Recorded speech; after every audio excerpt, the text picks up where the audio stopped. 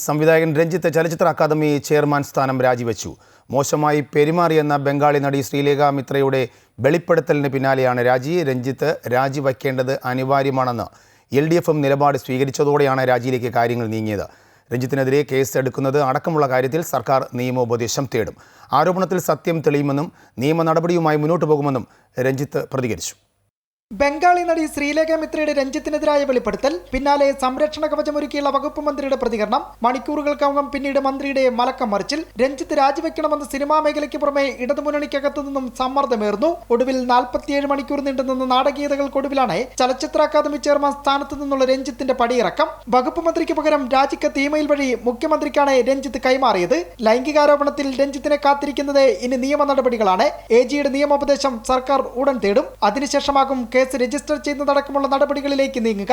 സർക്കാർ വേട്ടക്കാർക്കൊപ്പമല്ലെന്നും ആരെയും സംരക്ഷിക്കാനുള്ള ബാധ്യത സർക്കാരിനില്ലെന്നുമായിരുന്നു രാജിക്ക് ശേഷമുള്ള സാംസ്കാരിക വകുപ്പ് മന്ത്രിയുടെ പ്രതികരണം.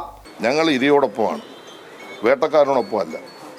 ഈ കാര്യത്തിൽ ആരെങ്കിലും കുറ്റം ഏതെങ്കിലും തരത്തിൽ ചെയ്തിട്ടുണ്ടെങ്കിൽ കർശനമായ നടപടി നൽകുന്ന പരാതി അടിസ്ഥാനത്തിൽ സ്വീകരിക്കും. സത്യം തെളിയുമെന്നും അത് വിദൂരമല്ലെന്നുമായിരുന്നു രഞ്ജിത്തിന്റെ വാക്കുകൾ. സംഘടിതമായ ആക്രമണമാണ് തനിക്ക് നേരെ ഉണ്ടായതെന്നായിരുന്നു മാധ്യമങ്ങൾക്കയച്ച ഓഡിയോ സംഭാഷണത്തിലെ രഞ്ജിത്തിന്റെ വിശദീകരണം. ഒരു സംഘം ആളുകൾ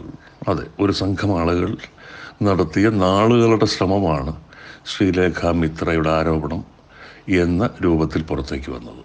എന്തുതന്നെയായിരുന്നാലും ഞാൻ നിയമ നടപടികളുമായി മുന്നോട്ട് പോകുവാൻ തീരുമാനിച്ചിരിക്കുന്നു. ഇതിൻ്റെ പിന്നിലെ സത്യം എന്താണ് എന്നുള്ളത് അറിഞ്ഞേ പറ്റുള്ളൂ ലോകം. എന്നാൽ രാജിവെച്ചതോടെ ചെയ്ത തെറ്റ് സമ്മതിച്ചെന്നും കേസെടുക്കുന്ന കാര്യത്തിൽ കേരള പോലീസ് ഇതുവരെ ബന്ധപ്പെട്ടിട്ടില്ലെന്നുമായിരുന്നു ബംഗാളി നടി ശ്രീലേഖ മിത്രയും പ്രതികരിച്ചത്. ഡിസംബറിൽ രാജ്യാന്തര ചലച്ചിത്രമേള നടക്കാനിരിക്കെ ചെയർമാന്റെ പുറത്താകൽ സംഘാടനത്തിലും പ്രതിസന്ധി സൃഷ്ടിക്കുമെന്ന് ഉറപ്പാണ്. എന്നാൽ പകരം ചുമതല ആർക്ക് കൈമാറണമെന്ന കാര്യത്തിൽ നിലവിൽ സർക്കാർ തീരുമാനം വൈകാനാണ് സാധ്യത. സംസ്ഥാന ചലച്ചിത്രാധ്യക്ഷ സ്ഥാനത്ത് നിന്ന് മുൻപും വിവാദങ്ങളുണ്ടാക്കി സർക്കാരിനെ പ്രതിക്കൂട്ടിലാക്കിയിരുന്ന രഞ്ജിത്ത് ഇത്തവണ നിയമ നടപടികൾ നേരിടുമ്പോൾ എന്തായിരിക്കും ഇനിയുള്ള തുടർ നടപടികളെന്ന് കണ്ടറിയേണ്ടിയിരിക്കുന്നു. തിരുവനന്തപുരത്തു നിന്നും KB ശ്യാമപ്രസാദ്, അമൃത ന്യൂസ്.